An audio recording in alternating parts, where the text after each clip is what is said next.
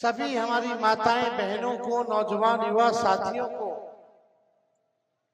आपको तेजस्वी अभिनंदन करता है, आपका स्वागत करता है। पूरे प्राणपुर विधानसभा से आए हुए सभी जनता जनार्दन को आदाब, सलाम और प्रणाम है। और बड़ी खुशी की बात है, कई सालों के बाद प्राणपुर विधानसभा से राष्ट्रीय जनता दल चुनाव लड़ रहा है।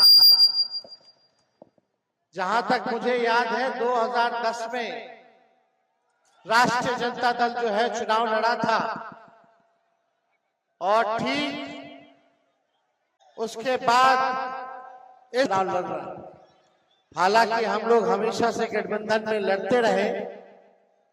हम लोगों का पार्टी का गठबंधन, पुराना गठबंधन कांग्रेस पार्टी से लगातार रहा है। लेकिन इस बार आदरणीय लालू जी ने, राहुल गांधी जी ने और हम सब लोगों ने विचार किया कि इस बार मौका प्राणपुर विधानसभा से इशरत जहां जी को देने का काम करना है। और मुझे पूरा विश्वास है इशरत परवीन जी को आप सब लोग जो है एक एक मत लालटेन पर बटन दबा करके हमारी बहन इशरत परवीन जी को विधानसभा भेजने का काम करेंगे।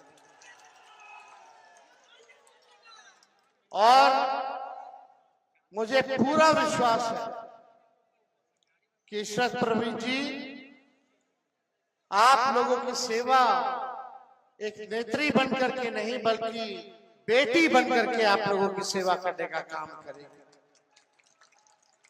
और हम सब लोग जानते हैं कि राष्ट्रीय जनता दल ऐसी पार्टी है, शुरू से ही अपने विचारधारा से कोई समझौता नहीं किया। लालू जी ने कोई समझौता नहीं किया फिरकापरस्त शक्तियों से, सांप्रदायिक शक्तियों से। आज हमारे चाचा नीतीश कुमार जी पलटी मार करके भाजपा में चले गए। भाजपा को अगर किसी ने बिहार में जगह देने का काम किया तो वो नीतीश कुमार जी ने दिया। आरएसएस को अगर किसी ने बिहार में जमीन पर लाने का काम किया तो नीतीश कुमार जी ने करने का काम किया। जब हम लोगों की सरकार थी, लालू जी, राबड़ी जी बिहार के मुख्यमंत्री थी, तो ये आरएसएस वालों की हिम्मत नहीं थी कि बिहार में आकर के दंगा फसाद और भाई भाई को लड़ाने का काम करें। हम लोगों ने कभी घुटने नहीं टेके। बिहार में हमेशा से लालू जी ने भाजपा से लड़ाई लड़ने का काम किया और आज भी हम लोग जो है मजबूती के साथ भाजपा से लड़ने का काम कर रहे हैं। और भाजपा वाला अगर सबसे ज्यादा डराता है तो लालू जी से डराता है।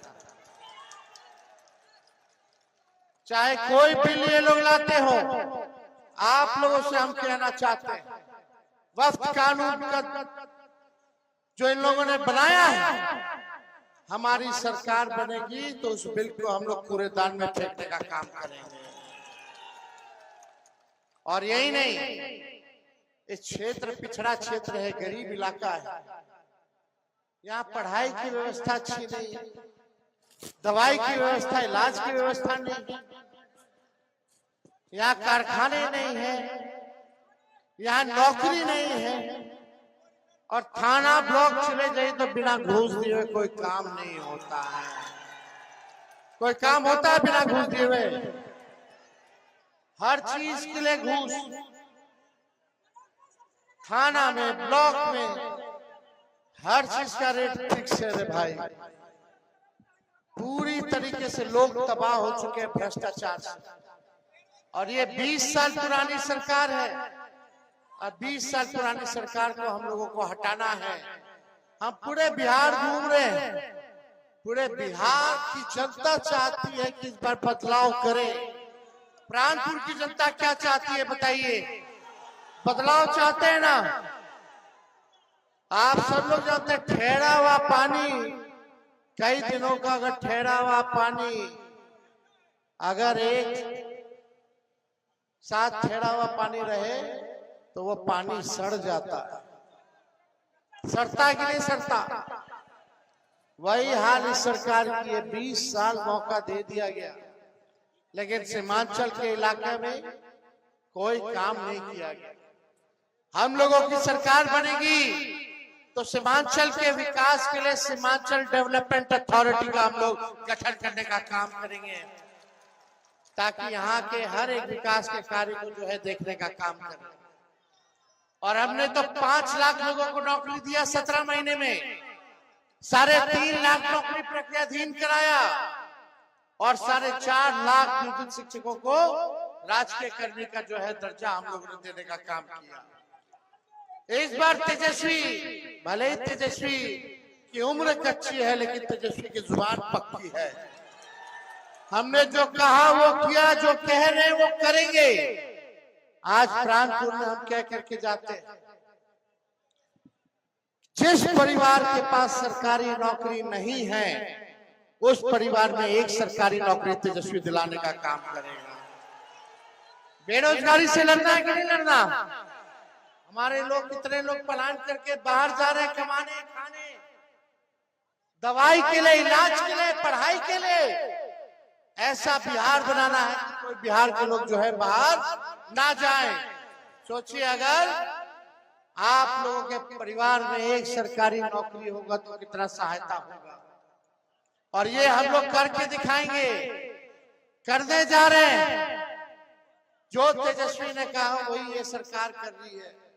हमने बोला पेंशन बढ़ाएंगे 1500, तो ये नकलची सरकार 20 साल से याद नहीं आ रहा था कि पेंशन में वृद्धा पेंशन, विधवा पेंशन, दिव्यांग का पेंशन बढ़ाना चाहिए। जब हमने बोला 1500 बढ़ाएंगे तो हड़बड़ा करके, घबरा करके ये लोग 1100 रुपया किए।